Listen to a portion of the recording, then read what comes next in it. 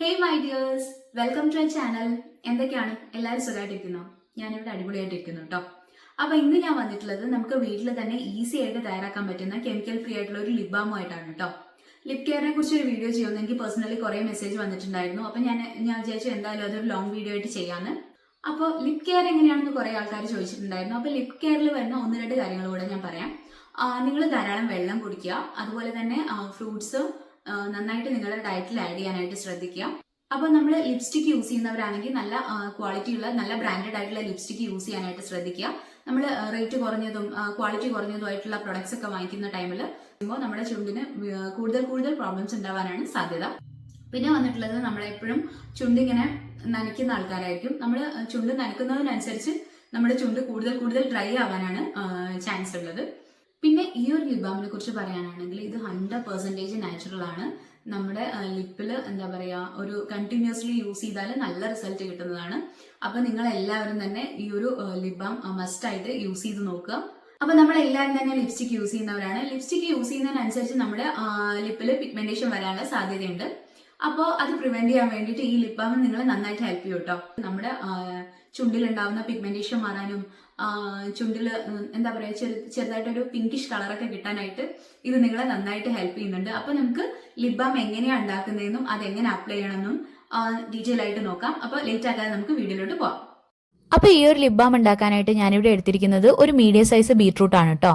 ഇത് നമുക്ക് നന്നായിട്ട് ചെറിയ കഷ്ണങ്ങളായി കട്ട് ചെയ്തെടുത്തതിന് ശേഷം മിക്സിയിൽ നന്നായിട്ട് ഗ്രൈൻഡ് ചെയ്തെടുക്കാം. ഒരു കപ്പ് വെള്ളം ഒഴിച്ചതിന് ശേഷം നന്നായിട്ട് അരച്ചെടുക്കുക.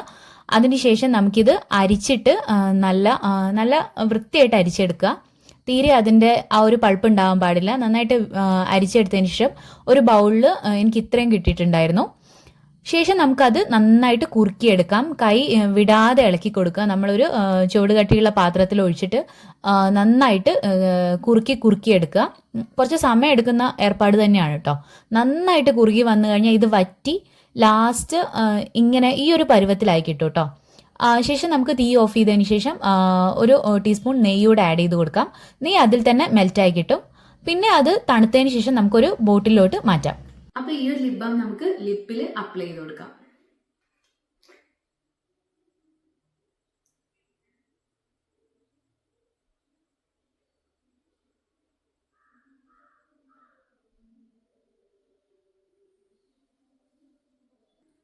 ഇത് ലൈറ്റ് ആയിട്ടും അപ്ലൈ ചെയ്ത് കൊടുക്കാം, ഇതുപോലെ തിക്കായിട്ടും അപ്ലൈ ചെയ്ത് കൊടുക്കാം. അടിപൊളിയാണ് കേട്ടോ. ഇത് നമുക്ക് രാത്രിയിൽ അപ്ലൈ ചെയ്തിട്ട് കിടന്നുറങ്ങിയിട്ട് രാവിലെ ആകുമ്പോഴേക്കും നമ്മുടെ ലിപ്പ് നല്ല എന്താ പറയാ ഒരു പിങ്കിഷ് കളർ ആവുകയും നല്ല സോഫ്റ്റ് ആവുകയും ചെയ്യുന്നുണ്ട്. അപ്പൊ എല്ലാവരും മസ്റ്റ് ആയിട്ട് ട്രൈ ചെയ്ത് നോക്കുക. നല്ല അടിപൊളി സാധനമാണ് കേട്ടോ. 100% നാച്ചുറൽ ആണ്. ഇതിൽ കെമിക്കൽ ആയിട്ടുള്ള കാര്യങ്ങളൊന്നും ആഡ് ചെയ്തിട്ടില്ല. നമുക്ക് ധൈര്യമായിട്ട് യൂസ് ചെയ്യാവുന്നതാണ്. അപ്പൊ ഇതാണ് ലിപ് ബാം. ഇത് ഞാൻ ചെറിയൊരു ബോട്ടിലാക്കി ഫ്രിഡ്ജിലാണ് സ്റ്റോർ ചെയ്യുന്നത്. ഇത് ഞാൻ യൂസ് ചെയ്ത് തുടങ്ങിയിട്ടുണ്ട്.